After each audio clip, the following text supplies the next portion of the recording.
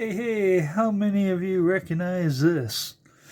I got this one quite a long time ago, and every time you change service, they don't seem to want these back. This is an ADSL filter. You hook it into your telephone line, which has ADSL coming in over it. This filters it out down to just your regular telephone frequencies. Otherwise, you would have noise on your line. Voices, I believe, up to about 4,000 hertz on the phone. Might be higher now, not totally sure. Not much to say about these other than that's the most simplistic one you can get. All you're doing is creating a low band pass filter.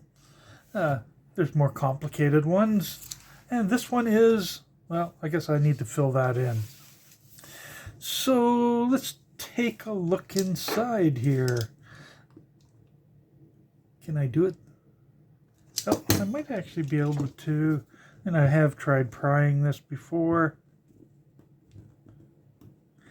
And it is stuck pretty tight. Oh. That's two cracks. I don't want to jab myself.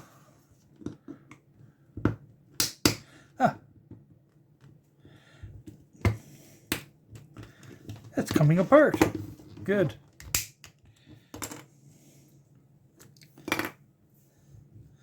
Okay, we have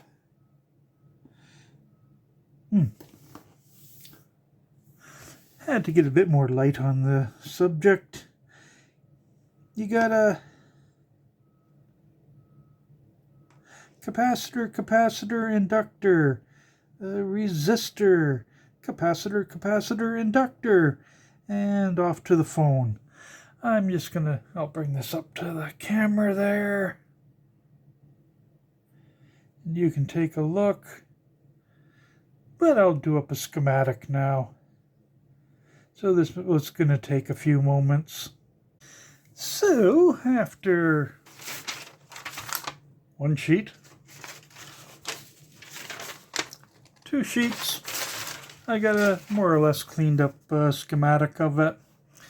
What I'm going to do is I will pop off the inductors and measure them, but let's go through the schematic first.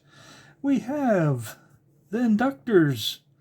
Then it actually looks just like this one, except they've added two extra components on each side of it. So it's basically inductor, capacitor, inductor, capacitor, and out to the phone. What they've added on, though, is an extra capacitor and a resistor on both sides of it. And the resistor is yellow, purple, red, and gold, 4700. The capacitor, I'm not sure you're going to be able to see it. I needed to use the magnifying glass for this one. And this one is 153J 50 volt, which 0.015 microfarad. So that's the circuit. Now I measured the resistances. There are some differences. But what I'll do now is get the solder sucker and pull these inductors off. Now they do have a white mark, so I've noted with the pins where the white mark is so that I can actually make sure I don't flip it around, just in case there's slight differences. And I'll have to keep these two separate because there is a fair amount of difference in the resistance. How important that is, I don't know, but we'll find out. On my desoldering station, there is one very annoying design flaw in this. They've got the power switch on the back of it. And let's face it, most of us are going to have the front of the instrument pointing out and the back in a hidden area. So they really should have put the power switch on the front. Let's see if it's warm enough. Might be.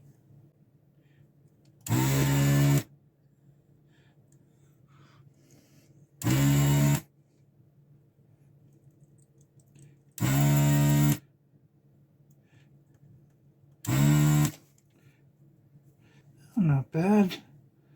All of them, but which one?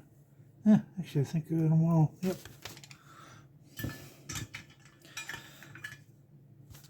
Okay, so to measure, oops, get my finger in there. This and this, which is that one. Let's get out the meter. Okay, for the one it's 2.35 millihenries. And for the other one,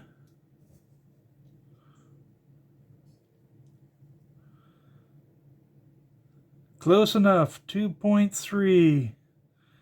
And that's as many digits as I'm going to go.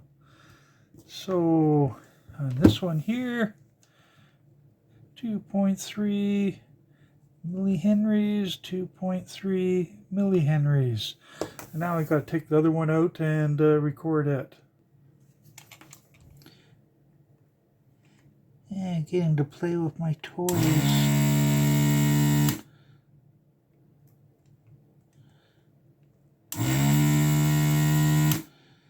I don't think this had fully heated up for the other one.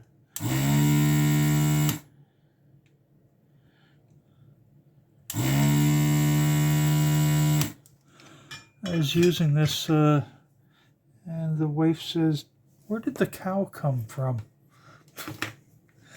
So let's just do this one. I had the white dot on that pin there, so it should be that one, and oops, fumble, and that one. And we are reading, okay, they were different. This is 1.3 millihenry, and oops. Okay, where's the line? There's a line.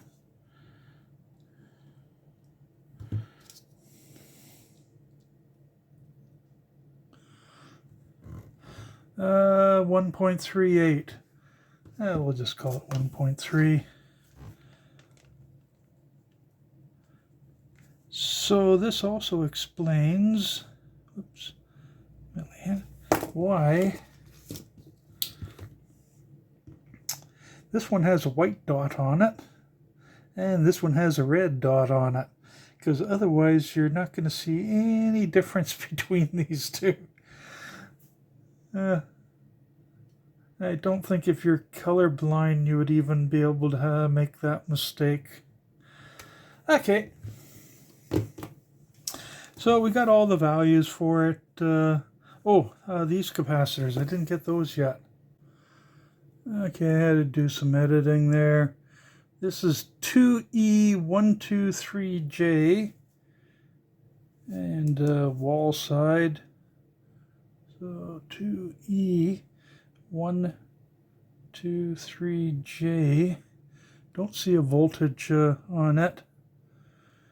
So for the one over the other side, it's 222J, 250 volts. Huh. Okay. Well, that completes it. So this one was 123J, so 0.012 microfarad. I made a mistake. And this one here is 0.0022 microfarad. So that gives it everything for the schematic on this thing.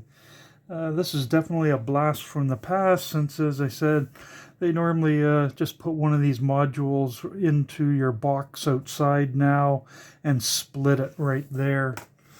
So, hope you liked this one. I got to play with my toy here and my other toy.